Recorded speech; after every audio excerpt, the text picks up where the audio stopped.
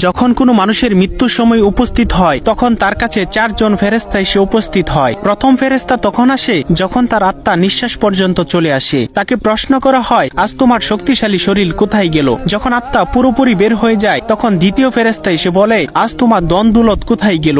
দুনিয়াতে যা নিয়ে তুমি গর্ব করিতে। এরপর যখন জানাজা উঠানো হয় তখন তৃতীয় ফেরেশতা এসে বলে, আজ তুমি এমন এক লম্বা সফরে বের হচ্ছ যা এর আগে কখনো করো নাই। আজ তোমাকে এমন এক ঘরে শোয়ানো হবে যেখানে নিঃশ্বাস ফেলানোর জায়গা পর্যন্ত নেই। যখন তাকে কবরে শোয়ানো হবে তখন চতুর্থ ফেরেশতা এসে বলবে, কাল পর্যন্ত তুমি জমিনে চলাচল করেছ, আজ তুমি জমিনের নিচে শুয়ে আছো। কাল তুমি হাসছিলে, আজ তুমি কান্না করছো। কাল পর্যন্ত সবাই তোমার সঙ্গী ছিল, কিন্তু আজ তুমি একা। কোথায় তোমার আদরের স্ত্রী সন্তান যাদের জন্য তুমি মাথার ঘাম পায়ে ফেলে উপার্জন করেছিলে? আজ কেউ তোমার সঙ্গী হবে না একমাত্র আল্লাহ ছাড়া।